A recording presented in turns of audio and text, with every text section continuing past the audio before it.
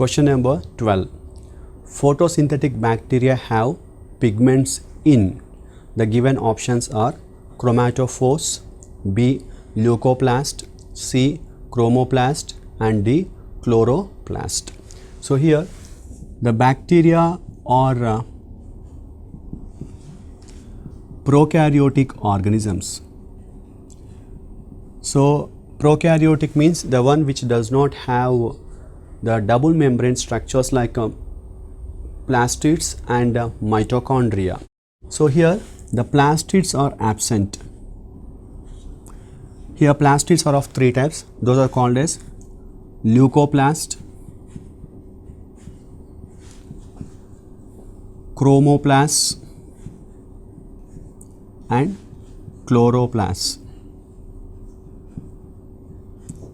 Actually, to say, leucoplasts are the colorless plastids which are concerned with storage of food materials, and chromoplasts are the colored plastids.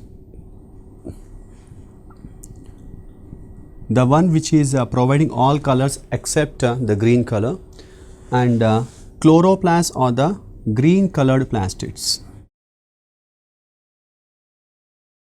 Here these green color plastids are the one generally will contains the green colored pigment called as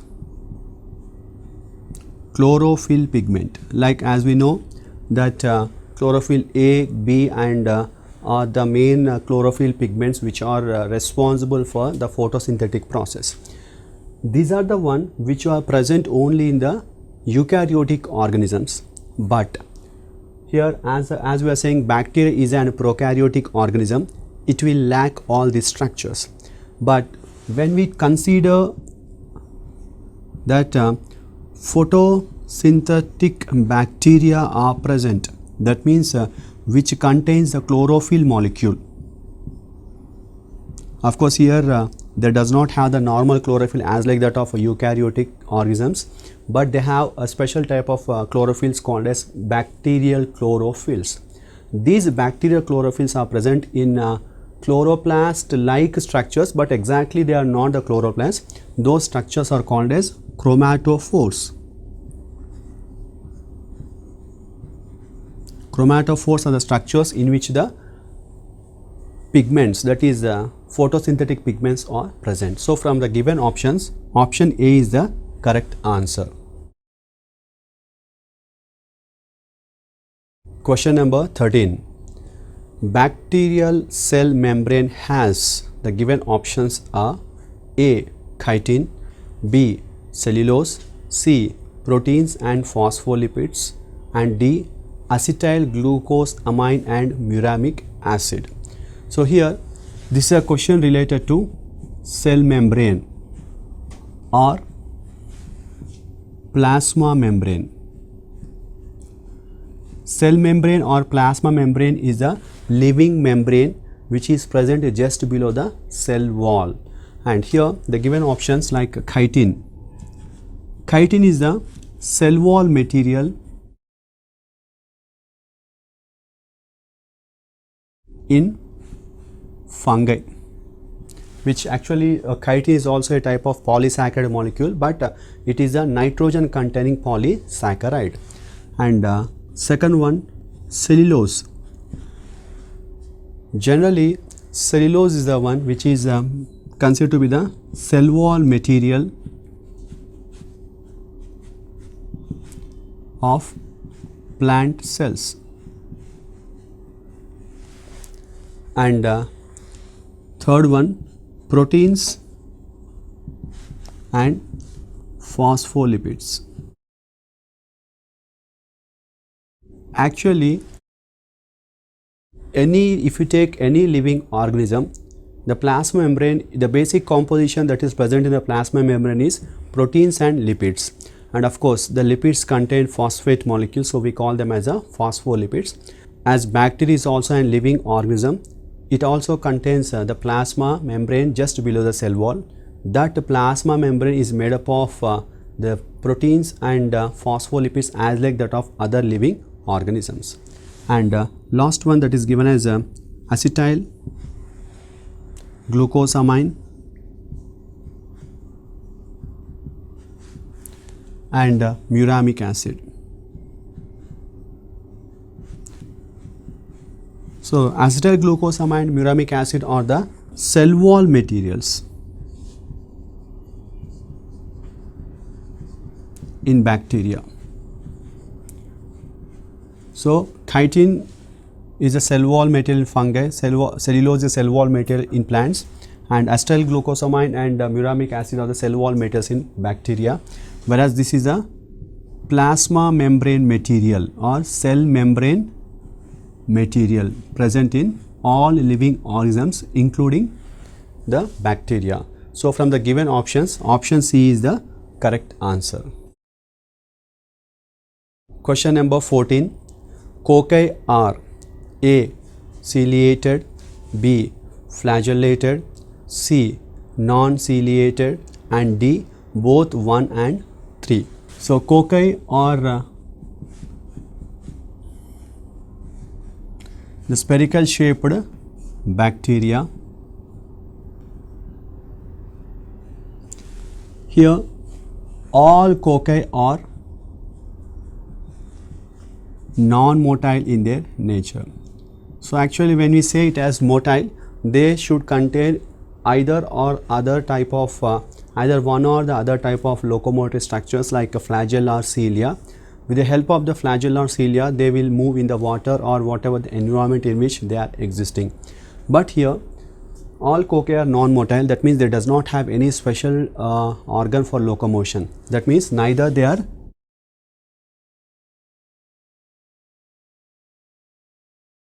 ciliated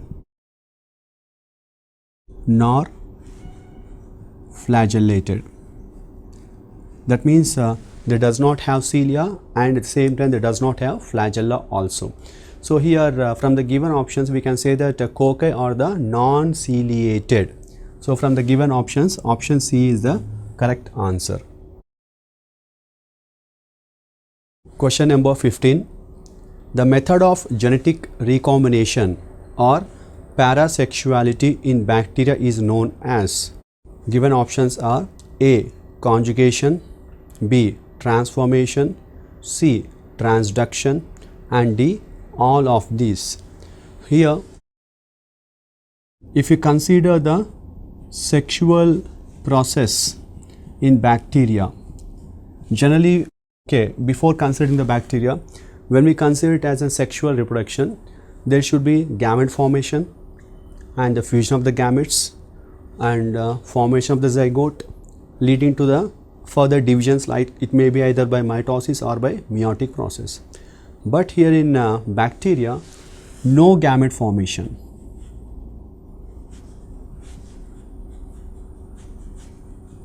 And no gamete fusion, and there is no zygote formation. So, whatever the characters where we consider it as a sexual process, those characters are not exhibited by the bacteria. That means sexual process, the real type of sexual process is not existing in bacteria. But when a sexual process is taking place, the main thing is the transfer of genetical material is present. But here, the same time, genetical recombinations are also possible during the sexual process. In bacteria, these three things are not present, but the thing is the genetic recombination will be taking place. That we call here, it is not by the gametic fusion, gamete formation, so we call it as a parasexuality. And here it is done by three methods. One is called as conjugation, transformation, and transduction. That is, in these methods, like one process is where two bacteria will come and attach with each other with the help of that sex pili, or we can consider it as a through the conjugation tube, the genetic material will be transmitted from one bacteria to the other bacteria. We can call it as a direct contact of bacteria. The genetic material will be transferred from one to the other. And there is one more process where the bacteria which is present in environment will burst and release all that genetical material, or the genetic material which is present in bacteria will be broken into small fragments. And if a broken fragment is get attached to any other bacteria, it will be directly absorbed through the cell wall of that bacteria. That is one method called as transformation. And in the transduction process, where the bacteriophages will help in the transfer of genetic material from one bacteria to the other bacteria. So in all of them, the genetical material is transferred from one bacteria to other bacteria, leading to the genetical recombination process. So here all the three methods are being the part of the genetic recombinations in bacteria, that is conjugation, transformation, and also the transduction process. So all of these, that is option D, is the correct answer. Question number 16. Viruses which infect bacteria multiply and causes their lysis are. The given options are A. Saprophytic, B. Temperate, C. Avirulent, and D. Virulent. So here it is the one which is related to viruses. Viruses will infect the bacteria in the process of lytic and also the lysogenic cycle. So when they, that is in the life cycle of viruses, or we can say that a sexual process of viruses, the viruses will infect the bacteria, and when they infect the bacteria, with the help of an lysozyme enzyme, they will form an pore on the cell wall of a bacteria. Through that pore, the genetic material of the bacteriophage or the viruses will be injected into the bacterial cell. When the injected DNA part of the viruses will get incorporated into the the bacterial DNA, or sometimes it may help in the further process, it may help in the lysis of the bacteria. So here in this one, it is the given options that have been given as a saprophytic. Saprophytic means it's a type of nutrition where the parasitic organism, or we can say that the dependent, will absorb the nutrition from the dead and decay organic materials. So that is not correct related to this one. Second one is temperate phases. Temperate phases means the temperate phase of the bacteria, where when the viral DNA is incorporated into the bacterial cell, the viral DNA will get fused with the bacterial DNA and converted into the prophase part. So that is not causing any harm to the bacterial cell. Such type of viruses are called as temperate phases, and these are participating in the lysogenic cycle. That is, consider this as a bacteria, and this is a bacterial DNA part. This is a viral DNA that have been incorporated into the bacterial cell, and this viral DNA it is drawn as a thick one, so to differentiate from here, so this will get incorporated into this bacterial DNA, and it appears to be like this, where the thick part will be shown as a viral DNA, this part, and the remaining part will be the bacterial DNA. This is called as prophase, and when this bacteria will undergo binary fission, the DNA material will be transmitted to the bacteria equally, and such type of phases are called as the temperate phases, which will not cause any harm to the host bacteria. And third option is given as avirulent. Avirulent means if it is not causing any harm, so we call them as a avirulent phases. But here in the process of lytic cycle, the viruses are making the bacteria to burst or undergo lysis, so it is not avirulent. And the last one is virulent or the virulent one. Here in the virulent or virulent one, where it will be participating in the lytic cycle, where in the last step of lytic cycle, the bacterial host will burst and release the viral particles. So that is leading to the lysis of the bacterial cell, and that is causing harm to the bacteria. So we call such bacteriophages or the viruses as virulent bacteria. So from the given options, option D is the correct answer. Question number 17. Which one of the following statements about viruses is correct? The given options are: A. Viruses possess their own metabolic system. B. All viruses contain both RNA and DNA. C. Viruses are obligate parasites. And D. Nucleic acid of viruses is known as capsid. So here it is the one which is related to viruses. So here actually viruses lack their own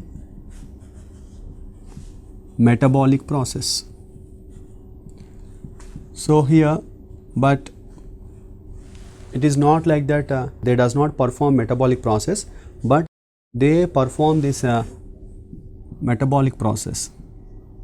They does not have their own metabolic system, but when they attack an host, they will use the metabolic system of the host for their functions. And generally the viruses have genetic material. The thing is, either the genetic material will be in the form of RNA or DNA. That means no viruses will have both type of genetic material within the same virus. And viruses are obligate parasites. That means parasites are the one which will depend upon the living host for their nutrition. And here without the living host they cannot survive. That's the reason why these are considered as the obligate parasites. And if you consider the structure of the viruses, viruses will contain the protein part. The protein part is called as capsid, and inside which the nucleic acid will be part. So this part is called as a core region. So here the nucleic acid part is the central part which is considered to be present in the core part, and surrounding that nucleic acid part the capsid, that is protein part, will be present. So here from the given options, obligate parasites, that is viruses cannot survive in absence of the living host, is a correct option. So from the given options, option C is the correct answer. Question number 18. Viral genome incorporated and integrated with bacterial genome is referred as. The given options are: A. Prophase, B. RNA, C. DNA, and D. both 1 and 3. So here during the lysogenic cycle in viruses, what happens is the viral particle will attack the bacteria. When it will attack the bacteria, it will release the viral genetic material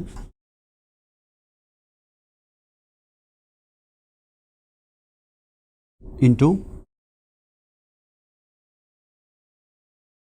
bacterial cell.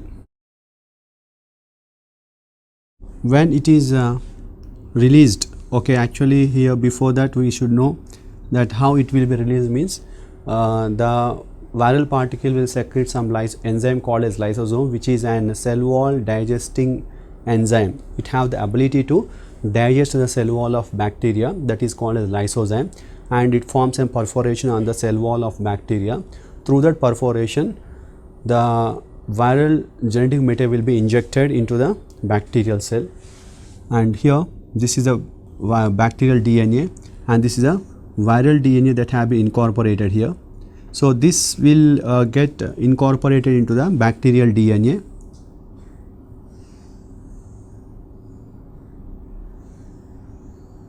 and now this structure where this is a viral DNA particle. So this is a bacterial DNA or bacterial genetic material part, and this one is a viral genetical part. And here Now it is a combination of both type of genetic material, and this structure is called as prophase.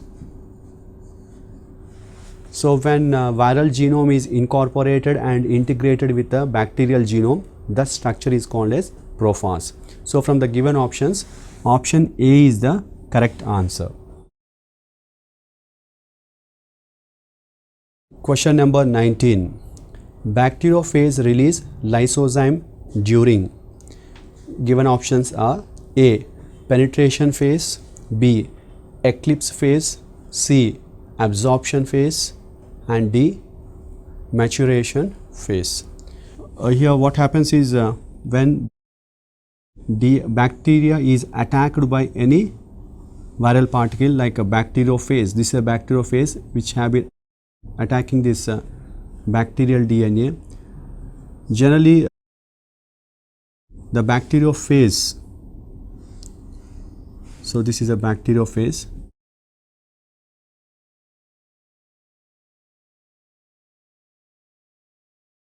This is a host bacteria. Generally here what happens is the bacteriophage will secrete an enzyme called as a lysozyme enzyme. Before this, one thing we have to know that in the lytic cycle, the first step is the collision between the bacterial cell and the bacteriophage. That means the bacteriophage will identify some specific sites on the bacterial surface, and it will attach to that particular specific site only with the help of the tail fibers. When it attached, that is called as absorption phase, and after absorption, so this bacteriophage will secrete an enzyme called as lysozyme, and that lysozyme will form an perforation on the wall of the bacterial cell, and that will occur during the phase called as penetration phase. That is during the penetration phase, the bacteriophage will secrete that enzyme called as lysozyme, which will digest the bacterial cell wall. So from the given options, option A is the correct answer. Question number 20. Viruses as contagium vivum fluidum was said by. The given options are A. Mayer, B. Stanley, C. Beijering, and D. Ivanovsky. So here viruses were when they were initially discovered, so they were known by different concepts, because when they have been first discovered, they come to know that they are passing through the bacterial filters, and some they consider it as they are poisonous, or they are causing some site of toxic nature to the living organism. And initially they were discovered, they come to know that it is not, and it is having some sort of fluid like nature. So it is contagious and causing some damage to the living organisms, and it is having the fluid nature, that is called as contagium vivum fluidum. Of course, later the concept was discarded because the virus are not having the fluid nature, they are having the particle nature. So this concept of contagium vivum fluidum was given by Beijering scientist. So from the given options, option C is the correct answer. Question number 21. Virion is. The given options are A. Nucleic acid of virus, B. Antiviral agent, C. Protein of virus, and D. Complete assembled virus. So here virion is nothing but an viral particle. It is single viral particle we can consider, and we know that viruses are the nucleoproteins. So nucleoproteins means, nucleo means they are made up of nucleic acids, or they contain nucleic acids, and along with the nucleic acids they are having proteins also. So here Virion is a complete assembled viral particle which contains both the nucleic acid part and also the protein part. So here from the given options, option D is the correct answer. Question number 22. Viruses were first crystallized and isolated by. The given options are A. Ivanovsky, B. Borden, C. W.M. Stanley and D. Smith. So here initially the viruses were discovered. They were known by different concepts that they are having fluid nature and they are having nucleoprotein, all that characters they used to be said. But when the scientist, that is W.M. Stanley, he had first time crystallized that viral particle, that is when it have been crystallized, it is easy to observe and also study the nature of these viral particles, and he had separated, that is isolated and crystallized.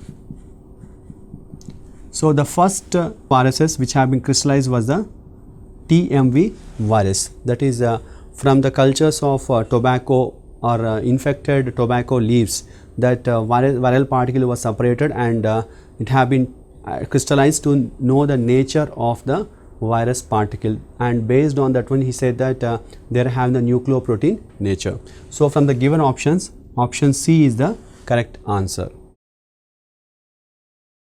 Question number 23. Viride have. The given options are single stranded RNA not enclosed by protein coat, B. single stranded DNA enclosed by protein coat, C. double stranded DNA enclosed by protein coat, and D. double stranded RNA enclosed by protein coat. So here viroid. Viroid is a viral particle which is made up of only nucleic acid. So and this is a structure which lack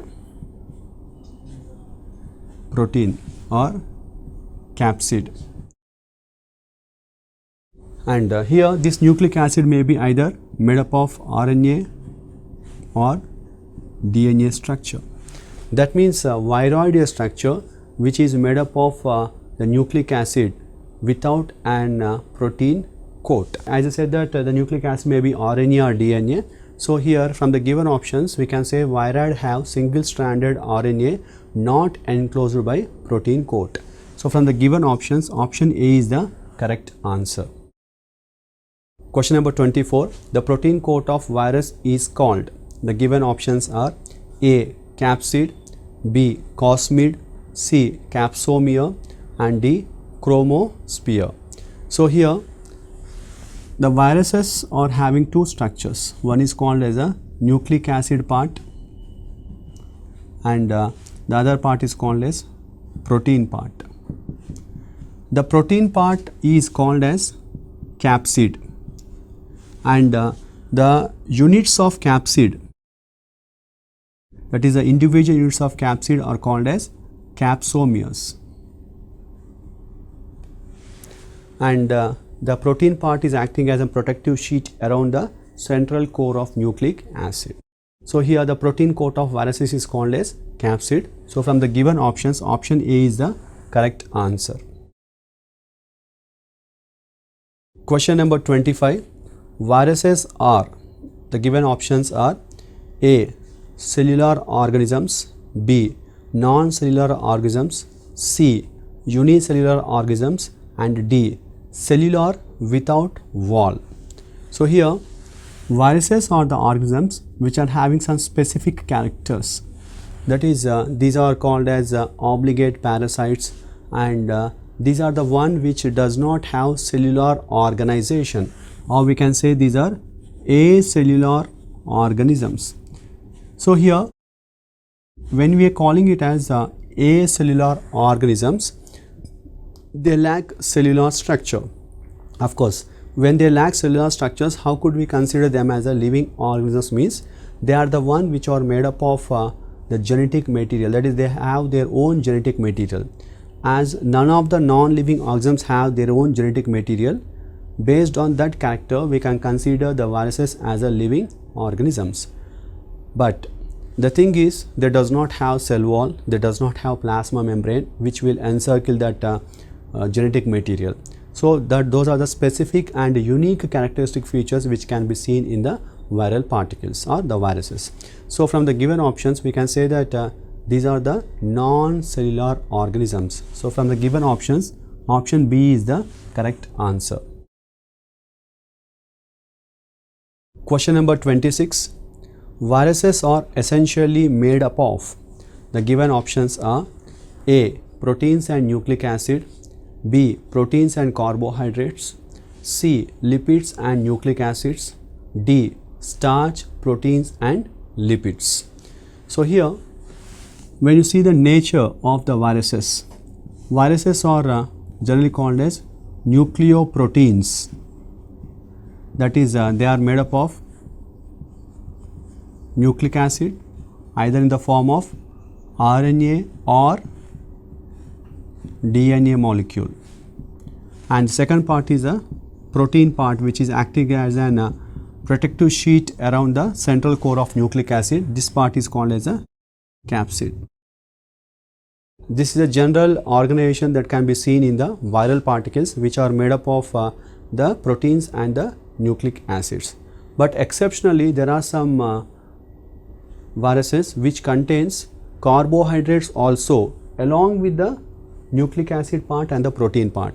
But in general, majority of the viruses will have proteins and nucleic acid in their composition. So from the given options, option A is the correct answer. Question number 27. The TMV capsid has number of capsomeres. The given options: A. 2130, B.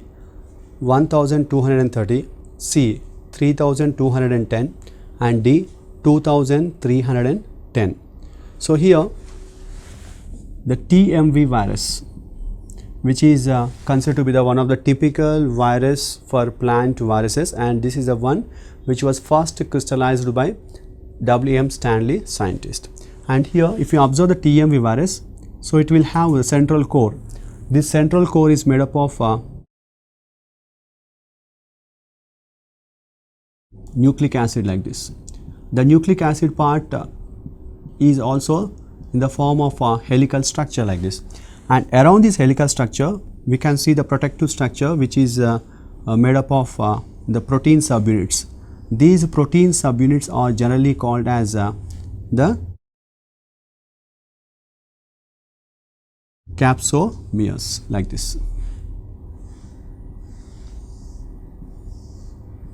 This is a structure which we can see in the TMV viruses like this. And if you observe, this is having a nearly a rod shaped structure. So this is a RNA molecule, that is a single stranded RNA is present in the center, which is considered to be the core part, and around that one, so this entire part is called as a capsid actually, and each unit is called as capsomere. Individual units of capsid are called as capsomeres, and the capsid, as we know, it is a protein part, and the total number of capsomeres which are present in the capsid of TMV is 2130. So from the given options, option A is the correct answer. Question number 28. A virus can be considered as living entity because it, the given options: A. reproduces inside the host, B. can cause disease, C. responds to touch stimulus, and D. shows metabolism. So here the viruses are the one which will participate in the process called as reproduction. Yes, but here it is not outside the host, it is always inside the host, and of course this is one of the reason why we can consider this viruses as a living organisms. And one more thing, of course, they will cause diseases also. It is not compulsory that because of this specific reason they should be considered as a living organisms. And of course, they does not have response to the stimulus, response to touch stimulus, and shows metabolism. Of course, they does not have their special individual metabolic system. That's why this is not been related to the viruses. So from the given options, because as they participate in the reproduction inside the host, because of this reason we can consider the viruses as a living entity. So from the given options, option A is the correct answer.